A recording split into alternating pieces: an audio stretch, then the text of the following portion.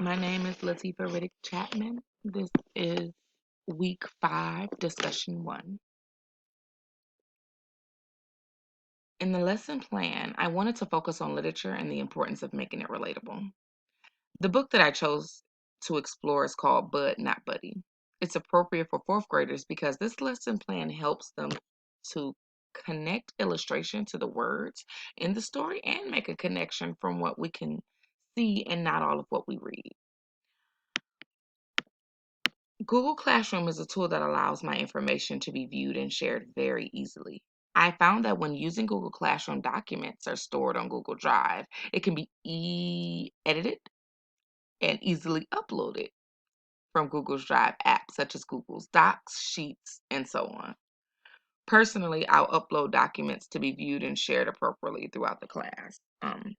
I easily was able to upload my family's picture here with my introduction for my parents and students to read. I was also able to get the technology consent form easily uploaded as well for my parents and students to go over together. I also included the class dojo for my communication.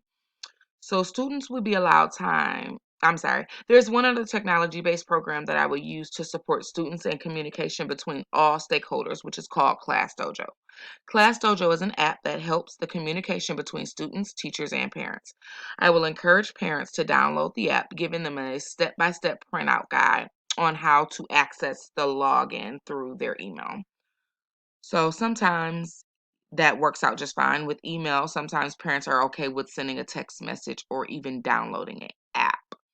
So here, if you click that link there, it allows you to easily sign up here. Or as I mentioned here, again, if you have an Android or iPhone, it is again easy to download through Google Play or the App Store. Students will be allowed time to complete assignments in Google Classroom on the technology available to them. If there's no extra time needed to complete assignments, then I'll allow learning games to be played and explored.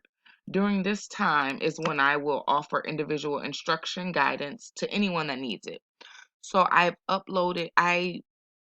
did the classwork and I went to classwork, I'm sorry, and I uploaded my 3 KUDs here, and as you can, they're easily accessible here. This here, are you all done with what you need to do? Is a question that I asked the classroom and they'll allow to answer. And after answering, if they're done, they'll also have this link that's available to them, which is Imagine Math.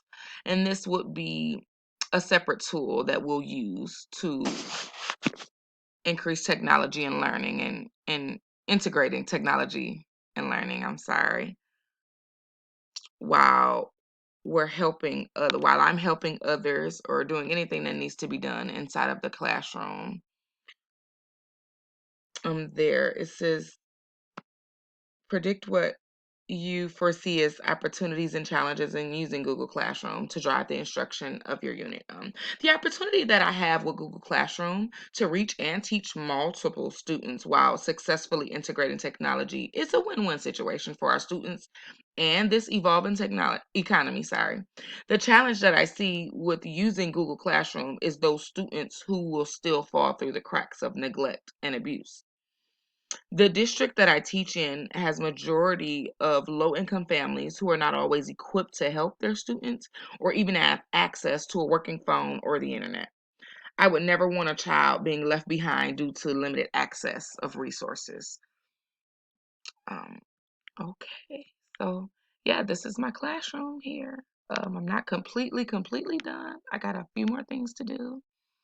But again, there's no one in my classroom because I have no students right now. And then the grades, it shows you how you can easily grade and show the overall percentage of what your students are making and have it accessible to them. It's very cool, very nice, neat tool here to know. So I hope I did this right.